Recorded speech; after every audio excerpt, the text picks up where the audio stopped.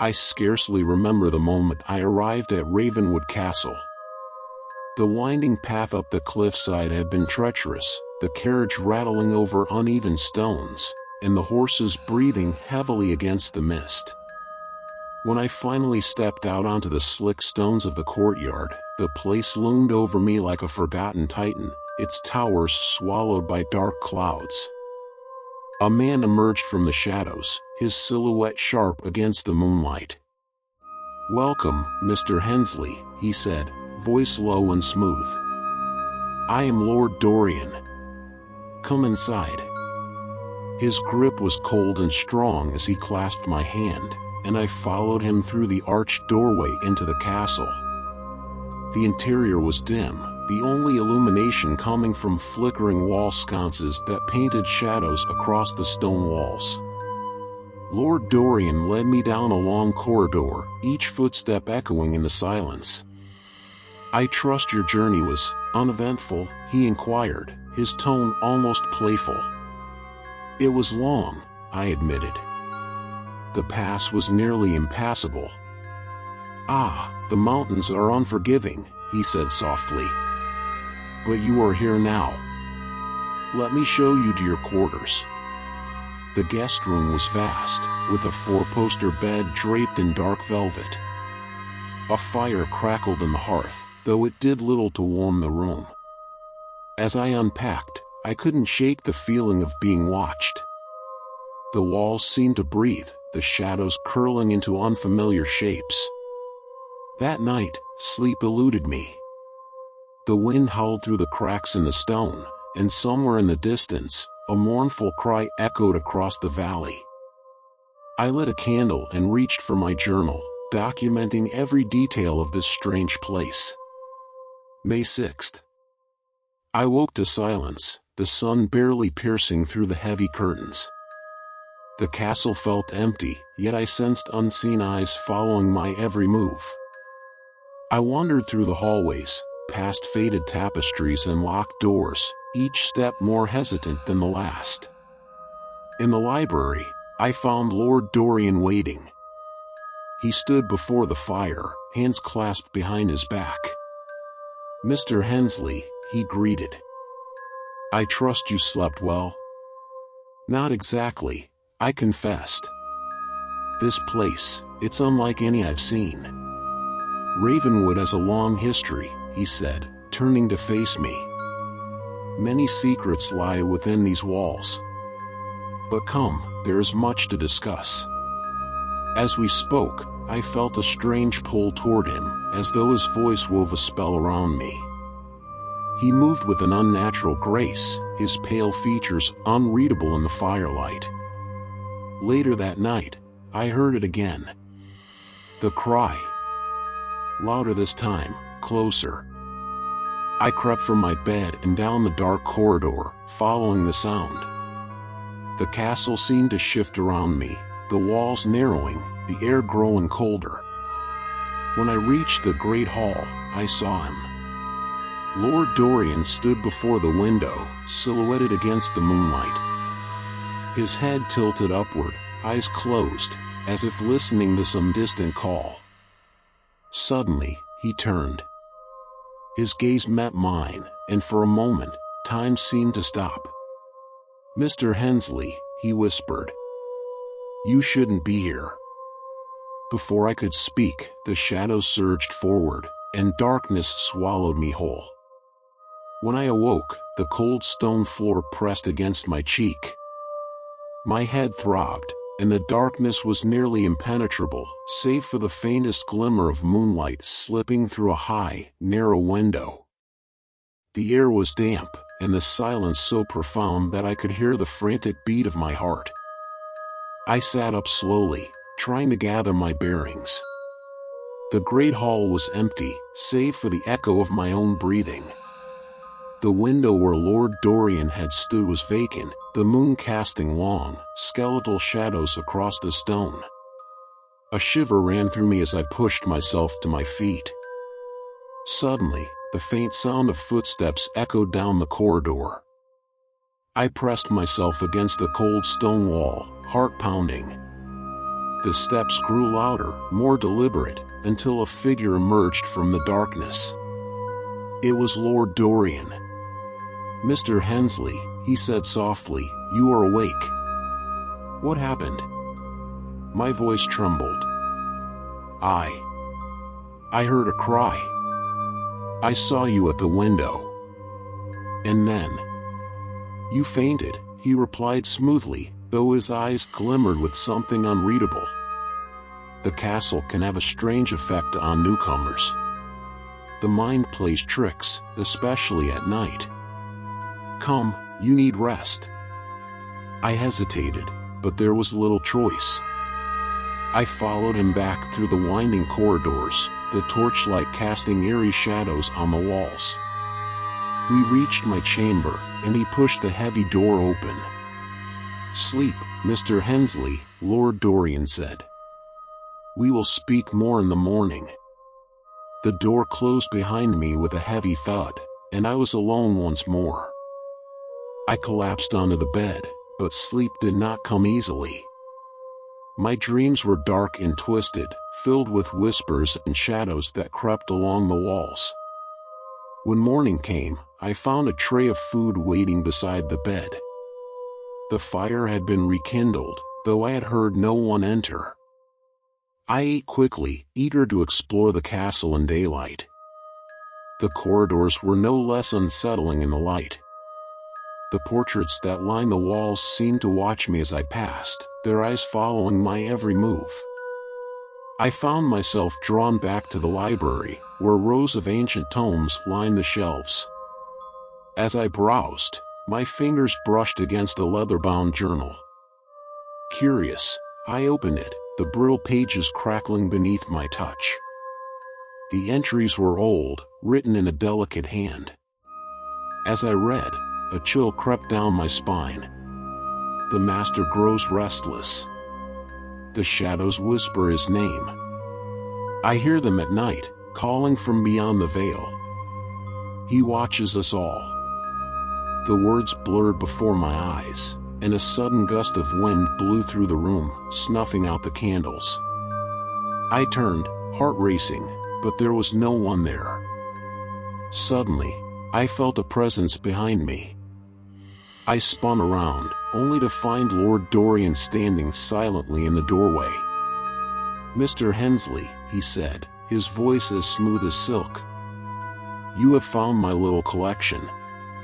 Fascinating, is it not?" I swallowed hard, the journal trembling in my hands. "Yes, quite."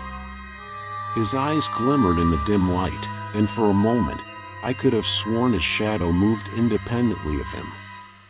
"Come," he said softly. "There is much I have yet to show you." As I followed him deeper into the castle, I couldn't shake the feeling that I was walking willingly into the arms of darkness. The halls stretched endlessly before us, their shadows darker than the night itself. Each flicker of the torch cast writhing shapes on the stone walls, and every step felt like a descent into a world untouched by time. Lord Dorian moved with quiet purpose, each step silent as death. "What is it you wish to show me?" I asked, my voice barely a whisper. He paused before a great iron door, its surface cold to the touch. "Patience, Mr. Hensley. All shall be revealed." The door creaked open, revealing a vast chamber lit only by the flickering of braziers. Stone coffins lined the walls, their lids carved with ancient symbols. In the center of the room stood a stone altar, worn smooth by centuries of ritual. Lord Dorian approached it with reverence, his pale hands caressing the cold stone. "This," he whispered, "is the heart of Ravenwood." Suddenly, the braziers flared to life, casting long shadows across the chamber. From the depths of the shadows, a low growl echoed. I turned, heart pounding, to see a pair of glowing eyes watching me from the darkness. Then, a whisper, not from Lord Dorian, but from the shadows themselves, called my name. I froze, the voice curling through the air like smoke. It was soft, yet unmistakably clear, as if the very walls were speaking to me. My heart pounded in my chest as I strained to hear. The whisper, though faint, carried a weight of ancient sorrow and despair. I tried to recall if I had heard it before, but all that came was the echo of a forgotten past. Before I could react further, Lord Dorian's eyes flashed with an intensity one had never witnessed. He stepped closer, his gaze fixed on the dark recesses of the chamber, as though listening to some secret conversation. "Do you hear it, Mr. Hensley?" he murmured, his voice barely audible. I nodded, my throat tight with fear. Who speaks?" I managed to ask. Lord Dorian remained silent for a moment, his expression unreadable. Then, in a tone laced with both reverence and regret, he said, "The voices of those long departed. Ravenwood has its own memories, etched into the very stone. They speak of anguish and betrayal, of a curse that has haunted these halls for centuries." His eyes wandered over the ancient carvings on the altar, as if the symbols themselves held the key to the mystery. My mind reeled. Could it be that this castle was more than just a relic of the past? Was it a living, breathing entity, carrying with it the remnants of a dark and tragic history? I felt compelled to know more, despite the terror that gripped my soul. Lord Dorian guided me to a narrow corridor leading deeper into the bowels of the castle. The passage was lined with faded tapestries depicting scenes of sorrow and battle, their colors muted by time. As we walked, the whispering grew louder, a constant murmur that seemed to emanate from the very air around us. After what felt like an eternity, we reached a heavy wooden door, bound in iron. "This is the Chamber of Echoes," Lord Dorian said, his voice heavy with sorrow. "Within lies the memory of Ravenwood, the tragedy that doomed it to eternal darkness." He paused, and I could see a flicker of anguish in his eyes. "Enter if you must, but be warned, what you witness may change you forever." Hesitantly, I pushed the door open. A gust of cold air swept over me, carrying with it the scent of decay and old regrets. The chamber was small, with a single window high on the wall, its glass stained and opaque. At the center of the room stood an ornate mirror, its surface covered in dust and cobwebs. I approached it, drawn by an inexplicable force. As I stood before the mirror, the whispering ceased abruptly, replaced by a profound silence that seemed to press in on all sides. Then, slowly, the surface of the mirror began to ripple, as though it were a pool of dark water disturbed by an unseen hand. I watched in horror as images materialized within the glass, a series of fleeting visions of a time long past. I saw a grand celebration in a vast hall, where people danced and laughed under chandeliers of crystal. But as the vision continued, the joy turned to despair. I saw betrayal, bloodshed, and the anguished cries of those betrayed by someone they loved. The scene shifted, and I found myself witnessing the figure of a woman, her face contorted in sorrow as she reached out to the heavens, pleading for mercy. Her eyes, filled with unspeakable grief, seemed to search for someone who could save her from an inevitable doom.